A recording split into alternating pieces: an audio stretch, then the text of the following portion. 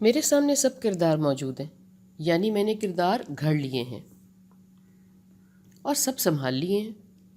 کوئی بھی کہیں بھی لگ جائے گا، فٹ ہو جائے گا۔ ویسے ہی سوچ میں یہ رہی تھی اور رہی ہوں کہ پہلے کہانی گھڑی جاتی ہے یا پہلے کردار سامنے آتے ہیں۔ کبھی فیصلہ میں نہیں کرنا چاہتی یا کر پاتی، اور کبھی تو مجھ پہ آ ہی نہیں رہا ہوتا۔ ویسے جیسے عنوان نہیں آتا، ایسی کہانی اور کردار بھی نہیں آتے۔ کبھی تو کوئی کہہ دیتا ہے کہ ایسے کہہ دو، لکھ دو، گھڑ دو، وہ الگ ہے، سب ہی الگ ہے۔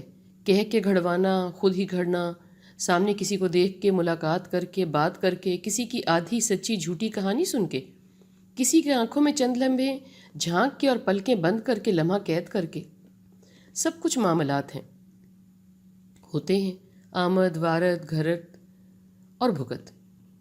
سب کے خود کے رنگ ہیں اور الگ الگ ہیں، ایک سے بھی اور الگ تھلگ بھی۔ پہلے میں آپ کو خود کے ایک دوست سے ملواؤں۔ یہ ہیں کٹ پتلیاں بنانے والے، بناتے بھی ہیں، نچاتے بھی ہیں اور ساتھ ساتھ ناچتے بھی ہیں۔ میں کبھی خود سے گھبرا کے جاؤں تو ان کے ہاں جھانک لیتی ہوں، ان کو خبر کیے بغیر غور کرتی ہوں کہ کیا ہو رہا ہے اور کہاں سے ہو رہا ہے۔ وہ ناچتا بھی ہے، نچاتا بھی ہے، ناچے بغیر کیا نچایا جا سکتا ہے؟ سکھلانے کے لیے کر کے تو دکھانا پڑتا ہے نا۔ ایسے ہی جیسے کٹ پتلی نچانے والے کے پاس سب کردار موجود ہوتے ہیں، جیسے جیسے وہ چاہتا ہے کہانی کا رخ موڑتا جاتا ہے، ویسے ہی کہانی بھی مڑتی جاتی ہے۔ کہانی تو کہانی بنانے والے سے ہی مڑتی ہے، اس کا اچھا موڈ، اچھا تجربہ، اچھا کردار بناتا ہے۔ کبھی اس دنیا سے الگ، اور کبھی تو دیکھنے سننے والے وہی کردار سامنے رکھ کے کچھ اور ہی بولتے ہیں، جس کو ہم کہہ لیتے ہیں ایسے کیسے۔ اس فانی اور چمکتی دنیا میں کچھ بہت زیادہ کردار نہیں ہیں، بلکہ گنے چنے ہیں۔ اصل میں ہر کردار کے اندر کئی کئی کردار موجود ہیں، جو وہ وقت پڑنے پہ چغالی بھی کرتا رہتا ہے اور اگلتا بھی رہتا ہے، شنٹ بھی کرتا ہے کسی کردار سے کسی اور کردار میں، سہولت کے حوالے سے بھی اور ضرورت کے حوالے سے بھی۔ اور ہوتا بھی ایسے ہی ہے نا۔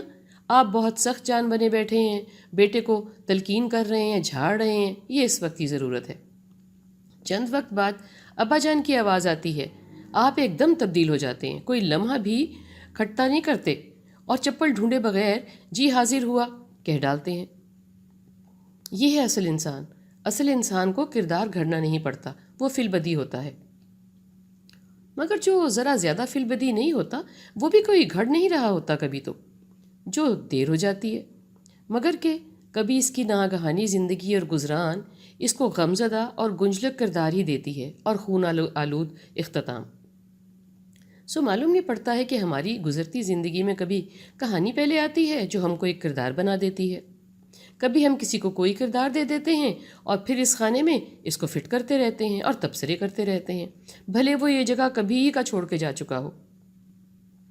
کبھی بنی بنائی کہانی سامنے آ کھڑی ہوتی ہے، آپ کا کردار بھی لیے جو آپ کو نبھانا ہی ہوتا ہے، اور کبھی آپ اس میں خود کا کردار خود بناتے ہیں کہ آپ کو اس کھیل کو کیسے کھیلنا ہے خود کے سوچ اندان کے مطابق۔ کبھی تو آپ کو کسی کھیل میں لا کھڑا کر دیا جاتا ہے اور آپ خود کا کردار ڈھونڈتے ہی رہتے ہیں اور ڈھونڈ نہیں پاتے، اور کہانی کی تکمیل ہو جاتی ہے معلوم نہیں کہاں سے اور کیسے۔ کبھی تو کہانی اختتام پذیر ہو جاتی ہے اور ہر مقام ادھورا چھوڑ کر کردار آگے یا پیچھے چلا جاتا ہے۔ نتیجہ یہ نکلتا نظر آتا ہے کہ اللہ معلوم کہ کہانی پہلے سامنے آ جاتی ہے یا کردار۔ دونوں حالتوں میں ہی، اگر کہ آپ لکھاری ہیں تو بھی، اگر کہ آپ سانس لیتے کردار ہیں، پریوار والے ہیں تو بھی۔